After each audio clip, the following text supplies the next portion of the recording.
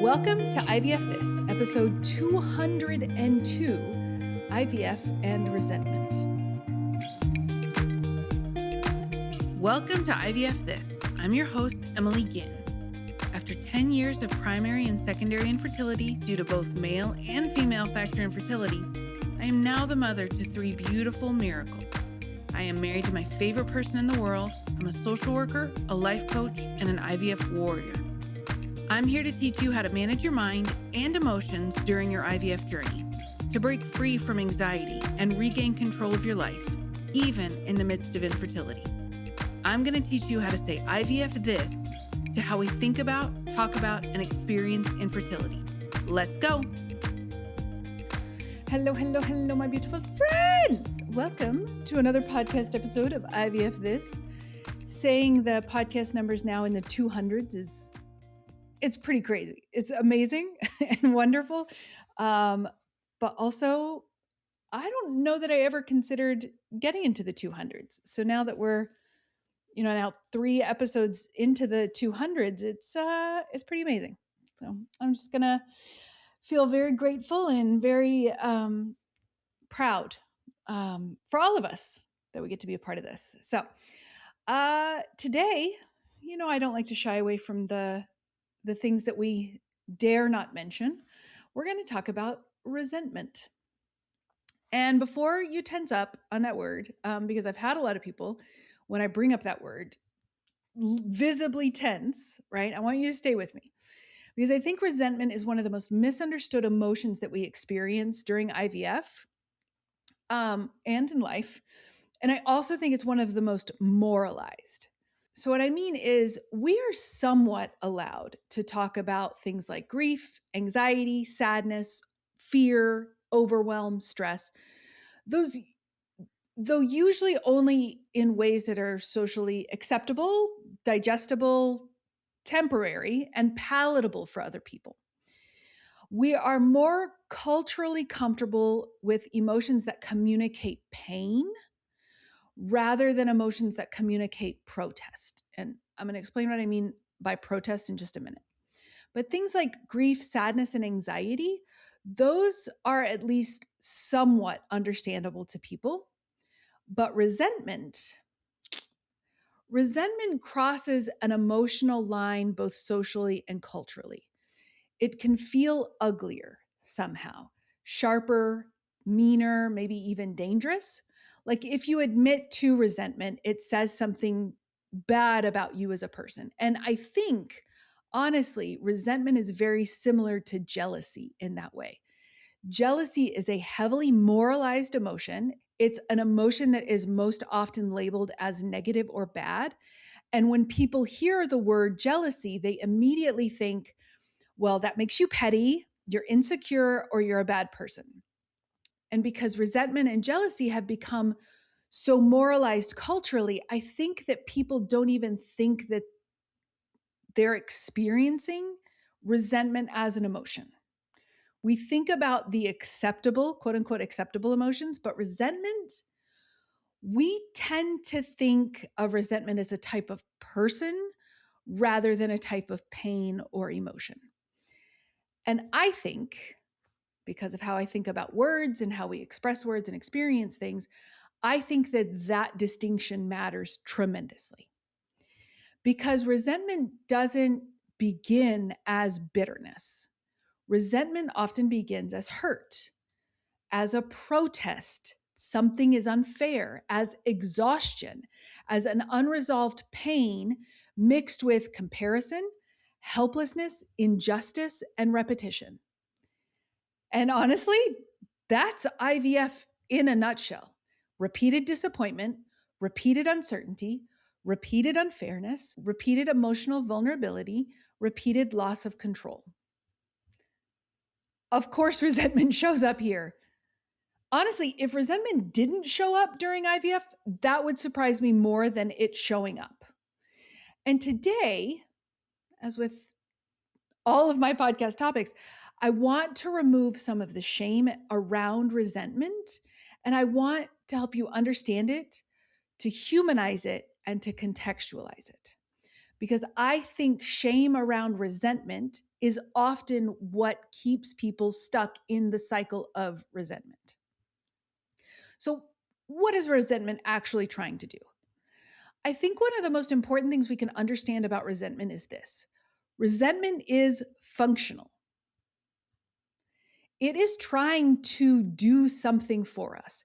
And I think most resentment during IVF is actually unresolved pain trying to protect itself.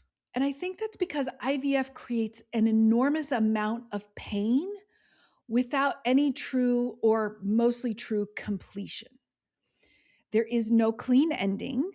Even if you get, right, by all accounts, we have been tremendously successful in our own IVF journey. That does not mean that there was a clean ending. There's no guaranteed reward, no culturally recognized grief ritual, like, say, a funeral or a celebration of life for a loved one. There is no moment where your nervous system gets to like fully exhale and say, okay, we survived this. It's over now. The pain just loops. And resentment is often what unresolved looping pain feels like from the inside. Your resentment is not the problem. Your resentment has actually never been a problem. Your suffering needs somewhere to go. And I think that recognizing and accepting both of those premises to be true changes the conversation around resentment completely. Because if resentment stops being proof that you're bitter, proof that you're failing emotionally, and proof that you're becoming or are a bad person, and it starts becoming a nervous system trying to metabolize sustained pain. Because resentment often protects us from helplessness. It protects us from vulnerability. It protects us from the terrifying reality that we are deeply attached to something we cannot fully control. And honestly, at first, that protection is adaptive. Of course it is. Resentment creates emotional distance from pain. It creates an armor. It helps us to survive repeated disappointment. But over time, that protective mechanism calcifies. And eventually, the nervous system stops just protecting against pain and it starts protecting against softness altogether. And I think most people or many people don't even realize they're resentful until they notice how hard it is to be soft or to feel soft. Soft with themselves, soft with their partner, soft with hope, soft with joy, soft with life. And if you don't like the word soft, that's fine. Swap it for compassion. Because IVF teaches the nervous system that softness is dangerous. Hope hurts, trust hurts, optimism hurts, and attachment hurts. So the nervous system adapts and it says, okay, we're just not doing soft anymore. And that is the juxtaposition, the challenge with resentment. And what makes resentment especially complicated during IVF is that it rarely shows up in one place or in one way that we can easily identify it, right? It spreads. It spreads relationally, physically, financially, emotionally, sometimes towards other people, sometimes towards ourselves, sometimes towards our own bodies. And I think many people experience resentment during IVF without consciously labeling it that way. Because resentment doesn't always sound like I resent them or I resent this. Often it sounds like I'm exhausted. I can't listen to this right now. I'm tired of being the strong one. I don't want to see another pregnancy announcement, another gender reveal, another birth announcement. I'm tired of explaining myself. I don't want to pretend that I am okay. Those can absolutely be signs of resentment. Not because you're hateful, not at all, because you're hurting. I think relational resentment is probably where people carry the most shame because unspoken resentment often leaks sideways through withdrawal, irritability, sarcasm. Oh, that's my particular brand of resentment, sarcasm. Emotional shutdown, scorekeeping, distance. And many people don't consciously think, I resent my partner or I resent my friend. But they often feel alone, unseen, emotionally overburdened, unsupported, especially when one person is carrying significantly more of the emotional or logistical labor, right? The tracking of the medications, the scheduling of appointments, researching clinics, remembering dates, managing hope, managing disappointment, thinking about IVF constantly to the point we almost disappear inside of it. While the other person may be able to mentally step away from it in between appointments, that is an asymmetry still existing and where resentment, that's a breeding ground for resentment. Not because you don't love this person, but because pain plus imbalance often equals resentment. You may resent fertile people, the daywalkers among us. You may resent friends who accidentally got pregnant. You may resent people who complain about pregnancies you would give anything for. And then comes kind of the secondary shame. What kind of person thinks this way? But similar to how I talk about jealousy, feelings are not actions. Feeling resentment does not make you cruel. Feeling resentment does not mean you want harm for other people. Feeling resentment does not mean you're becoming a bitter person. It means something inside you deeply hurts. Then there's the body resentment, because IVF can, and this happened to me, and I can talk about it for hours and hours, but it can create profoundly adversarial relationships with your own body. When your body becomes monitored, tracked, tested, injected, scanned, and constantly evaluated.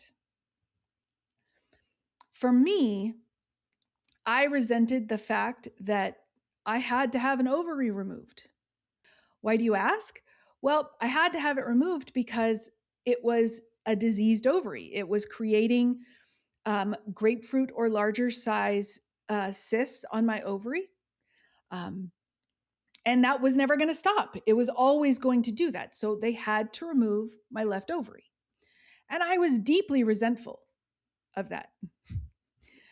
I couldn't understand, and I hear this now almost every single time I talk with a potential client. Why couldn't my body do the one thing it was supposed to do? Right? That is resentment in action. That phrase, that is resentment towards your body. But after enough disappointment, enough failed cycles, enough losses, your body can stop feeling like home. And instead, it feels more like a battleground. And that grief of your body shifting from home to a battlefield, that grief is enormous. Then there's the financial resentment, the money, the time, the opportunity cost, the sheer amount IVF can consume your life. You may resent watching other people conceive freely while your life has become organized around procedures, calendars, insurance battles, loans, and treatment cycles. And honestly, the resentment makes complete sense. And now I think here, this is the part where the conversation becomes really, really important. There's a difference between acknowledging resentment, like I just did, where I say resentment makes sense in that context, and nurturing resentment. Acknowledging resentment sounds like this hurts. This feels unfair. I understand why this feeling is here. Nurturing resentment looks a lot more like living entirely inside comparison. feeding injury constantly. Whenever you're doing your Dr. Google deep dives or your Facebook or Instagram spirals, your Reddit spirals, all of that, right? That is living entirely inside comparison. And that's what makes that experience or those experiences so painful. We're feeding that injury constantly. We're allowing bitterness to become a primary source of your identity. And I think the hidden fear under the resentment is very often, if I loosen my grip on this pain, does that mean it didn't matter? Because sometimes resentment is your nervous system's attempt to make sure your pain is not forgotten, that you experienced something, that you lived through something, that you survived something.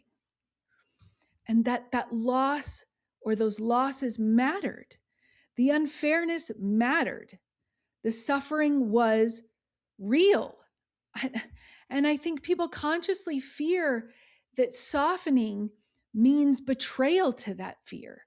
Like if we stop organizing around our pain, then somehow it will minimize what has happened to them, to us. Acceptance is not amnesia. Acceptance is not saying this is okay. It's not co-signing. Acceptance is saying, I no longer want my entire inner world organized around this wound, this thing that has happened. And honestly, I think that's some of the most deeply healing work during IVF. Not learning how to never feel anxiety or grief or uncertainty or pain. You already know how to do those things. This work, healing, is how to allow those experiences to coexist with joy, softness, compassion, hope, love, meaning, and abundance.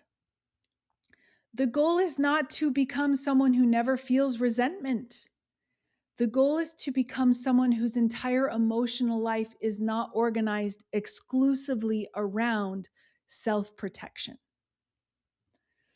So, my beautiful friend, if resentment has shown up during your IVF journey, I do not want you to immediately interpret that as evidence that you are failing emotionally. It's not. I think resentment is often a deeply human response to chronic, unresolved pain. But I also want you to gently ask yourself, is resentment something I feel? Or is resentment becoming a place that I reside? Because those are two very different things. And at some point, we stop asking, how do I stop hurting? And we start asking, how do I help my nervous system feel safe enough to soften again? And that's the game-changing question. That's the question that can reorganize, recontextualize, and create an empowerment around how you see yourself in your life. Because healing is not the absence of grief. It is the gradual expansion of your emotional world so that grief is no longer the only thing living there. Thank you so much. This is what I have for you today. Thank you for joining me. If this episode resonated, I would love if you shared it with someone that you think may need to hear it. And as always, I'm sending you so much love, admiration, respect as you navigate this impossible, beautiful, heartbreaking, and extremely emotional human experience that is IVF. Take care of yourself. We'll talk to you soon. Bye. Thank you for listening to this week's episode of IVF This. If you like what you've heard, click subscribe and follow to make sure you don't miss an episode. And if you want to learn more, head over to www.ivfthiscoaching.com to learn how to work together.